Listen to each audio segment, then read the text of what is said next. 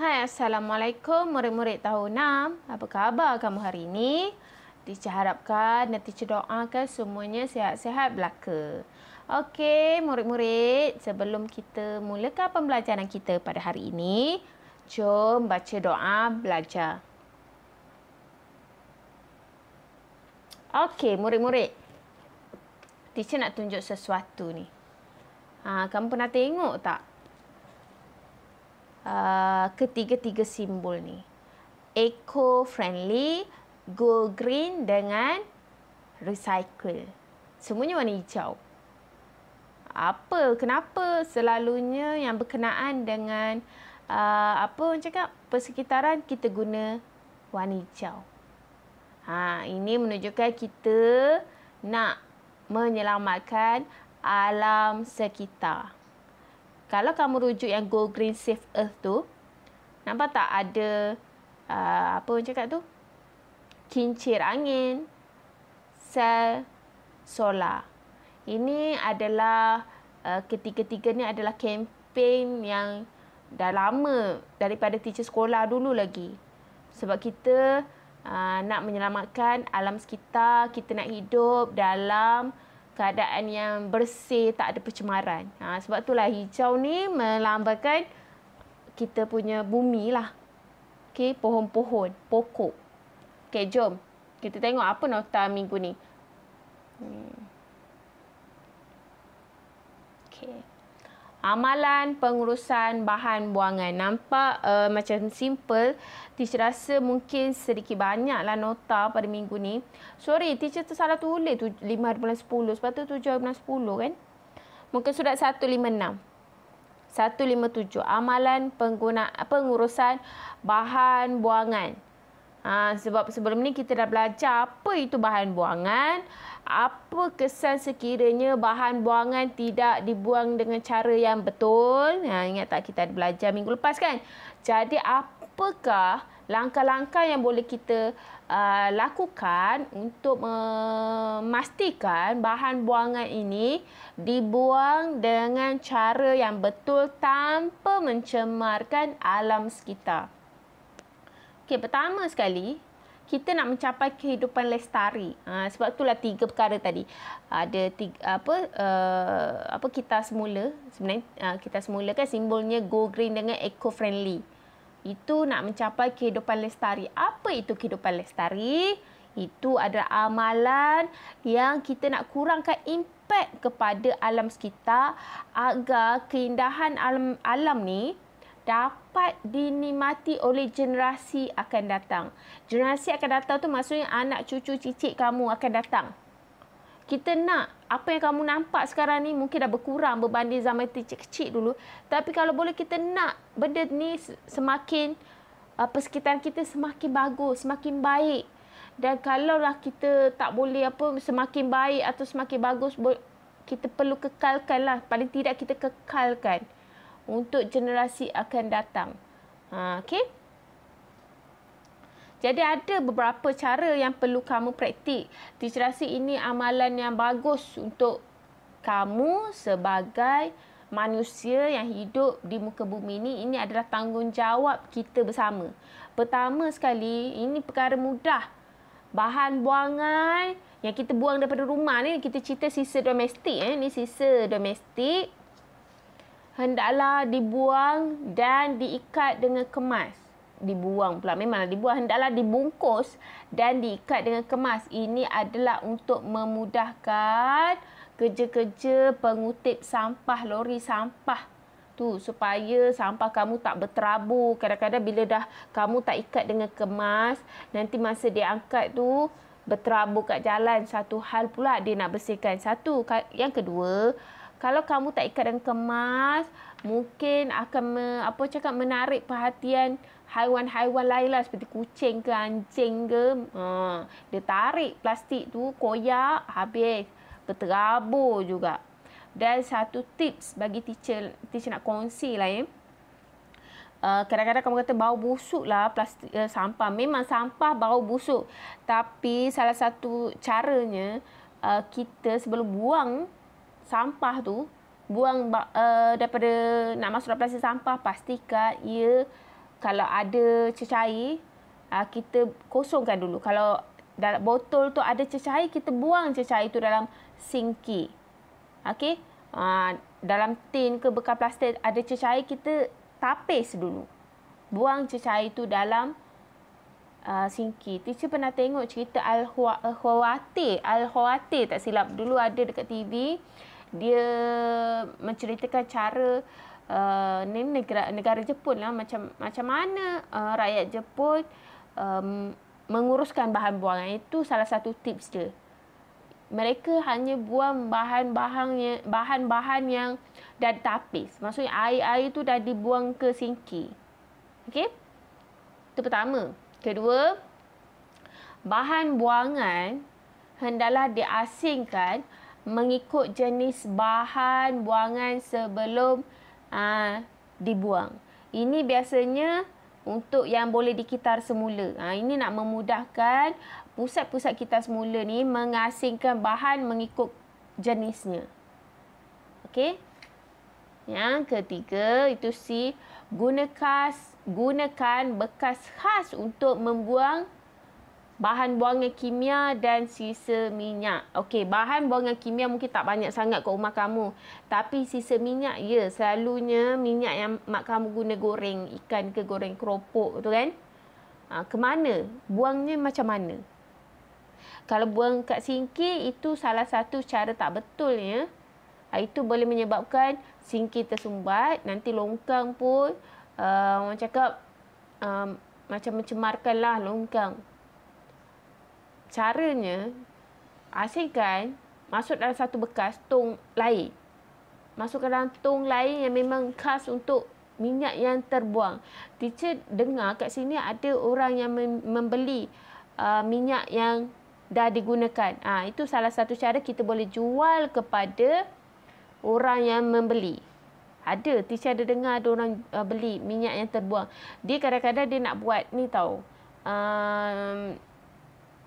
Bukan nak buat makan tau. Nak buat benda lain lah. Nak menggunakan minyak tu. Okey.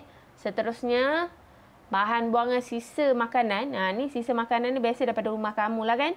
Biasanya itu adalah bahan buangan organik. Ingat tak teacher cakap bahan buangan organik ni adalah daripada haiwan dan tumbuhan. Boleh direpotkan dan dijadikan baja kompos. Okey, tengok muka surat 157. Teacher rasa kawan kamu Irham ni lagi pandai buat baja kompos berbanding teacher. Teacher buat ikut cara yang dalam buku teks ni. Kita tengok cara. Ini kamu kena buat ya dalam buku teks kamu ya. Buat nota dalam nota sains. Kita buat carta alir. Bagaimana nak buat baja kompos. Teacher tak pernah buat eksperimen ni bersama dengan kakak abang kamu. Tapi kalau sesiapa antara kamu nak cuba, boleh cuba ambil gambar ataupun ambil video, boleh hantar kat teacher. Teacher nak simpan, nak rekodkan sebagai ini adalah satu projek. Projek kamu namakanlah projek membuat baja kompos. Okey. Pertama, masukkan tanah ke dalam bekas plastik yang berlubang. Ya, bekas plastik yang berlubang. Okey. Kedua, masukkan sisa makanan dan gaul. Siram dengan air dan biarkan selama 4 hingga 5 minggu. Yang tadi, bekas plastik berlubang pertama, kita nak pastikan mikrob atau mikroorganisma di dalam tu. Bakteria lah kan, ingat tak kita cakap.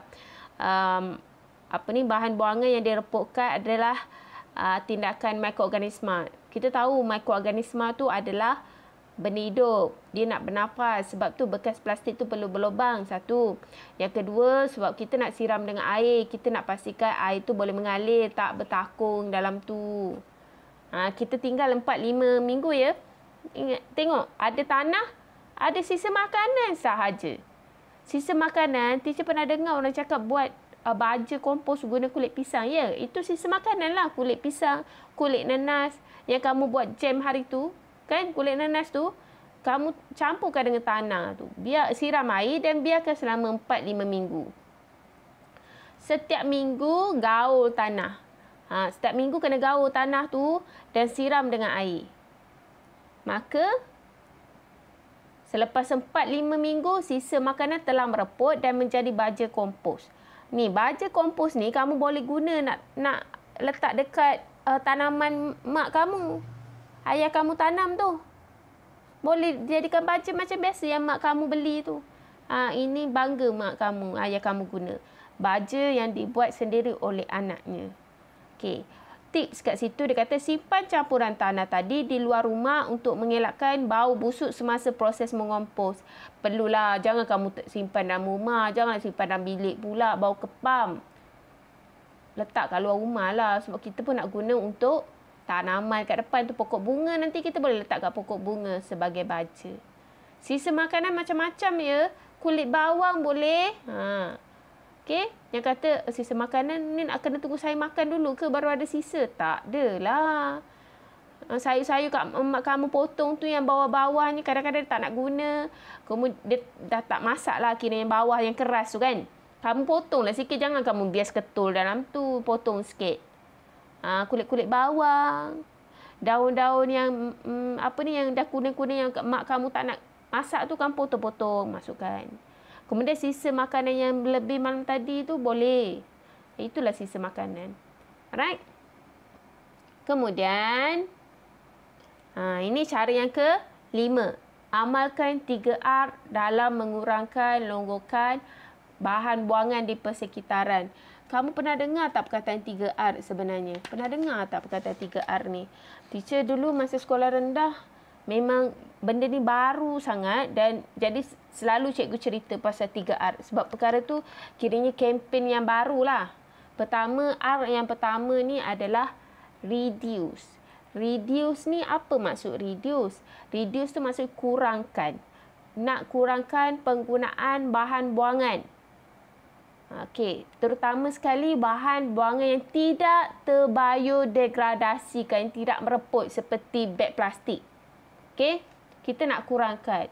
Sebab itulah kalau kita pergi pasar ataupun pergi pasar raya, memang digalakkan bawa beg shopping sendiri. Ni teacher tunjuk gambar beg shopping lah ni. Beg sendiri. Ataupun kamu bawa je beg plastik yang kat rumah tu. Dan sekarang ni ada satu lagi teknologi yang teacher perasan plastik Tesco, tak silap teacher, ke plastik Speedmart.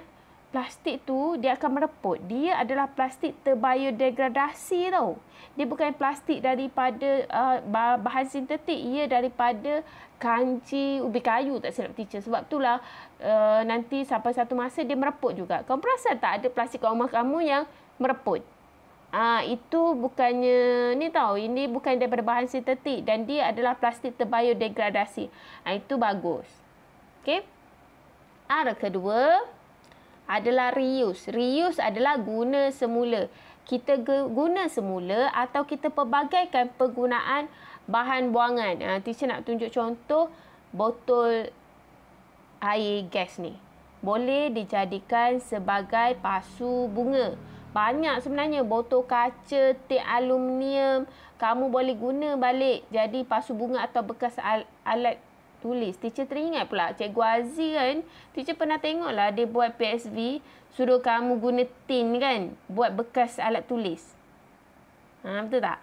Kemudian bekas plastik apa-apa yang bersih lah kita boleh guna semula. Bekas mak kamu punya tabung tu, tabung yang tabung kuih raya tu kan. Kalau beli kan yang tutup merah tu, boleh guna semula. Letak gula ke, letak tepung. Okey. Dan yang famous sekali adalah tayar lama ni. Selalu orang guna buat jadi pasu. Pasu. Kalau sekolah teacher dulu, dia orang buat jadi tempat duduk sekolah tau. Cantik lah. Dia warnakan warna-warni, menarik lah. Macam taman pula kat sekolah. Disusun tayar lori tu kan besar kan. Disusun dia warnakan warna-warni jadi tempat duduk. Menarik. Okey. Dan R ketiga adalah recycle lah. Ni teacher rasa kamu tahulah. Recycle kita semula bahan buangan menjadi produk baru. Okey. Yang tadi kita guna semula. Dia menjadi kegunaan lain. Macam botol tadi kita simpan air. Kemudian kita boleh jadikan ia. Sebenarnya botol ni still lagi boleh jadi tempat simpan air. Tapi kita nak pelbagaikan. Kalau kita semula, kita hasilkan produk yang baru. Teacher nak tunjuk ni. Yang ni menarik tau. Ini adalah kertas yang dihasilkan daripada kertas-kertas yang dikitas mula. Kertas ni tebal sikit dan dia macam selalunya dijual dalam kalau kamu pergi dekat kedai alat tulis, dia bahagian craft tau. Kertas ni memang cantik sikit lah berbanding sebab ia adalah daripada kertas-kertas yang dikitas mula. Jadi warna dia berbagai warna dan dia agak tebal sikit. Kalau kamu rujuk muka surat 157 buku teks kamu, dia tunjuk bekas kaca tu dijadikan bekas kaca yang baru lah, yang baharu. Ingat ya, kita semula jadikan produk yang baru. Sama juga kalau surat khabar kan, selalu kan lori surat khabar lama sebab dia nak kita semula surat khabar jadi kertas yang baru lah. Contohnya teacher tunjuk tu lah, kertas pembalut yang baru. Okey. Teacher harap kamu faham ya. Sampai sini saja. Ini nota kamu ya. Teacher tak tahulah. Bagi teacher mungkin banyak sikit. Tapi kalau kamu enjoy buat nota ni mungkin akan jadi simple bagi kamu. Okey, minggu depan kita akan ada satu tajuk. Last tajuk pengurusan bahan buangan secara terancang. Okey, kita akan belajar itu minggu depan. Okey, sehingga jumpa lagi. InsyaAllah. Assalamualaikum.